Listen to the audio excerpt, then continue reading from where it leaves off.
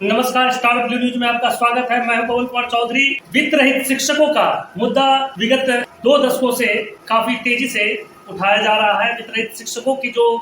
स्थिति है, जो वित्त रहित शिक्षकों अनुदान के बदले नियमित वेतन की मांग है, इसको लेकर लगातार आंदोलन चलाए जाते रहे हैं। महागठबंधन की ओर से विगत विधानसभा चुनाव से पूर्व तेजस्वी यादव ने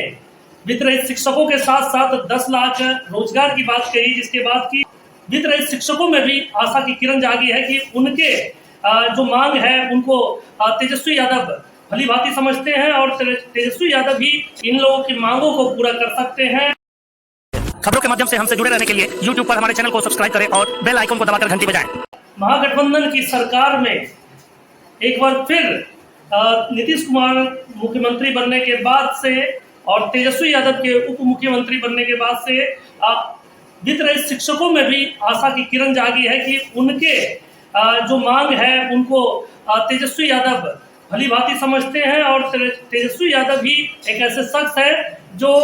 पिछले चुनाव में भी वादा कर चुके थे और इन लोगों को उम्मीद है कि तेजस्वी यादव नव नियुक्त शिक्षा मंत्री प्रोफेसर चंद्रशेखर जी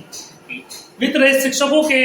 मुद्दे पर विचार कर इन लोगों की मांगों को पूरा कर सकते हैं। आज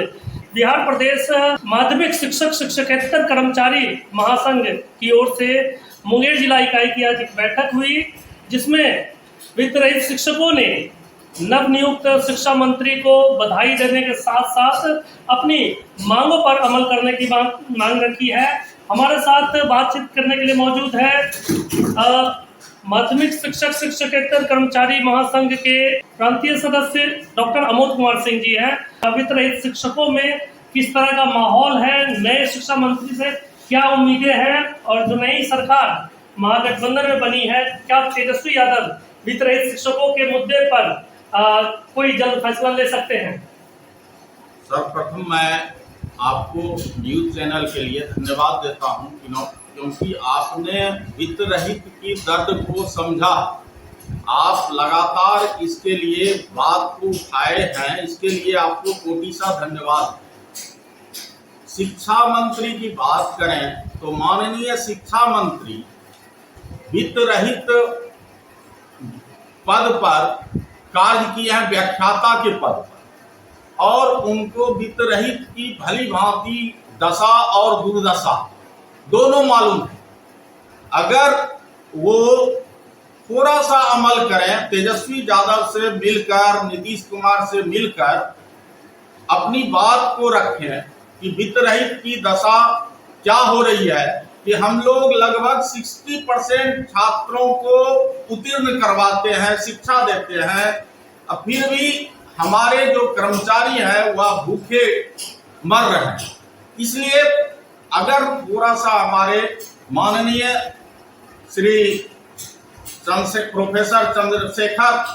जी अगर इस पर ध्यान दें तो वित्त रहित की कल्याण हो सकती है,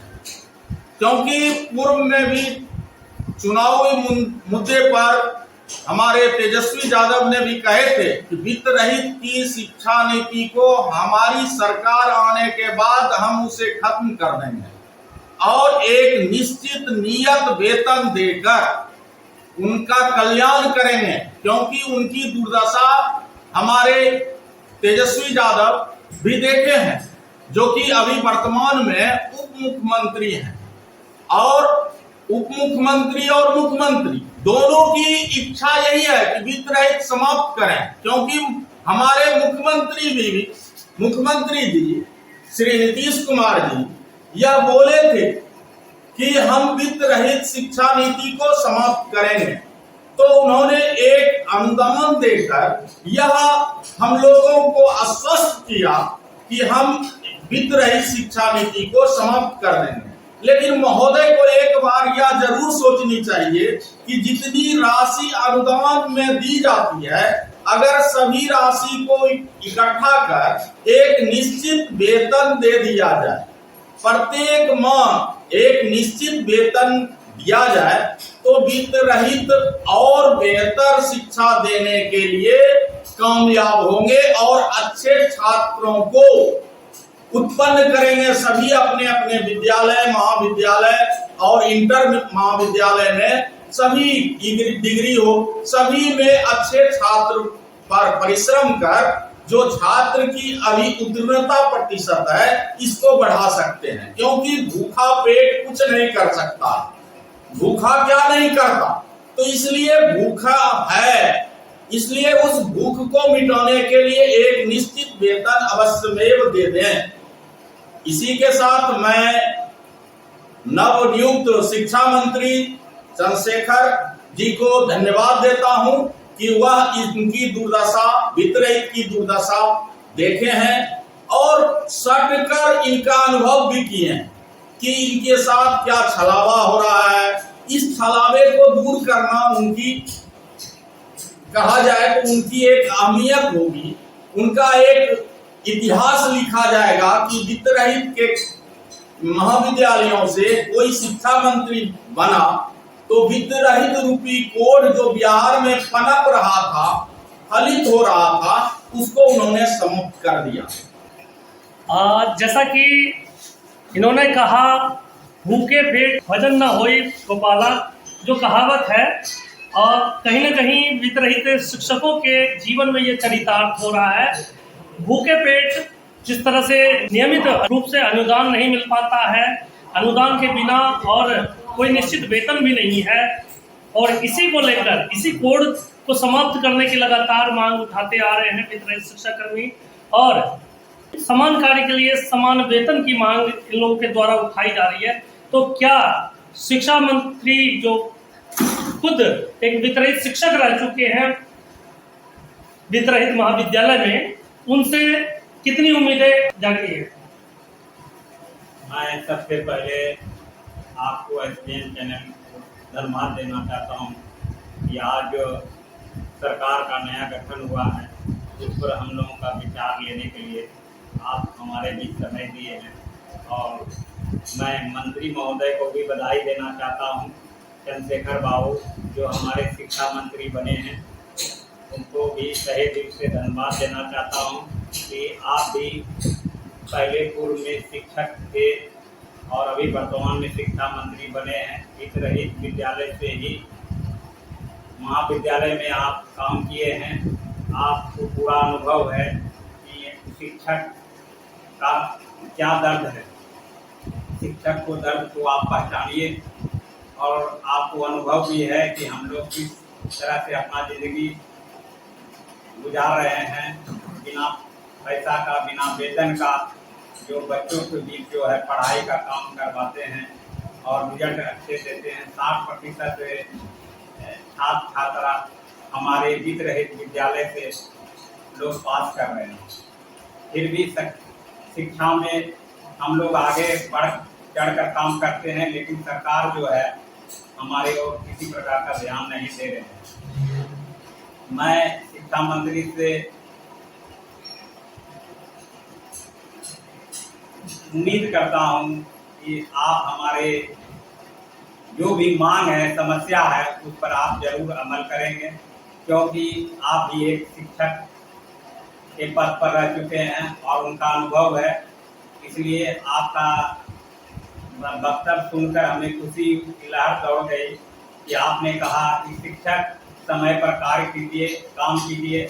जो भी मांग होगा अब आंदोलन नहीं करना होगा और सभी लोगों को समान रूप से समान काम के लिए आप लोगों को मुआवजा मिलेगा, वेतन मिलेगा। इसके लिए उनको धन्यवाद देता हूं। और हम वित्त रहित को शिक्षकों को एक खुशखबरी लहर जो हम लोग को दौड़ने लगा है और हम लोग को उम्मीद जागने लगा है कि इस सरकार में हम लोग का कुछ न कुछ कल्याण जरूर होगा। मुख्यमंत्री नीतीश कुमार ने 2005 विधानसभा चुनाव से पहले वित्त रहित शिक्षा नीति समाप्त करने की जो उन्होंने आश्वासन दिया था, और प्रथम जो उनके कार्यकाल रही थी उसमें भी उन्होंने अपनी बातों पर जो उनका घोषणा था उस पर उन्होंने अमल करते हुए वित्त रहित विद्यालयों में अनुदान की प्रक्रिया शुरू की और वित्त रहित कर्मियों को उनके विद्यालय के छात्र छात्राओं का जो प्रदर्शन रहता है उसके आधार पर अनुदान आरंभ किया गया। और इसके बाद जिस तरह से नियमित वेतन की भी बात आश्वासन उन्होंने दिया था कि अगर परिस्थितियां सामान्य होती है तो आने वाले समय में सामान्य कार्य के लिए समान वेतन की भी स्थिति बन सकती है। और तेजस्वी यादव ने भी आश्वासन दिया था। अब दोनों की जुगलबंदी हो चुकी है, तो क्या मानते हैं कि अब वितरित शिक्षकों का कार्यक्रम हो सकता है? मैं सर्वप्रथम आपके चैनल के माध्यम से इस महागठबंधन की सरकार में मुख्यमंत्री श्री नीतीश कुमार जी, उप मुख्यमंत्री श्री तेजस्वी प्रसाद यादव जी एवं नव निर्वाचित शिक्षा मंत्री प्रोफेसर चंद्रशेखर जी को बहुत बहुत बधाई एवं हार्दिक शुभकामना देता हूं। आज इस महागठबंधन की सरकार बनने से बिहार के तमाम वित्त शिक्षकों के लिए एक गौरव की बात है, क्योंकि वर्तमान में जो हमारे शिक्षा मंत्री हैं ये एक वित्त रहित महाविद्यालय से ही निकलकर आज पूरे बिहार के शिक्षा मंत्री के रूप में इन्होंने अपना पदभार ग्रहण किया है। हमें आशा ही नहीं बल्कि उम्मीद है कि माननीय शिक्षा मंत्री प्रोफेसर चंद्रशेखर जी के द्वारा हम तमाम वित्त रहित कर्मियों का, वो चाहे माध्यमिक हो, इंटर हो या डिग्री महाविद्यालय हो, सबों का कल्याण अवश्य होगा। इन्हीं आशा विश्वास के साथ मैं पुनः आपके माध्यम से प्रोफेसर चंद्रशेखर जी को बहुत बहुत बधाई एवं शुभकामना देता हूं। आपने देखा किस तरह से वितरित शिक्षकों के अंदर एक बार फिर से आशा की किरण जागी है और शिक्षा मंत्री प्रोफेसर चंद्रशेखर जी को उनके पदभार ग्रहण करने की शुभकामनाएं देते के साथ साथ अपनी मांगों पर विचार करने की भी इन लोगों ने अपनी ओर से मांग रखी है। और वितरित शिक्षकों में महागठबंधन सरकार बनने के बाद से उत्साह का लहर दौड़ चुका है। आप बने रहे हमारे साथ, देखते रहे स्टार ब्लू न्यूज। चैनल को सब्सक्राइब करें, बेल आइकन को दबाकर घंटी बजाएं।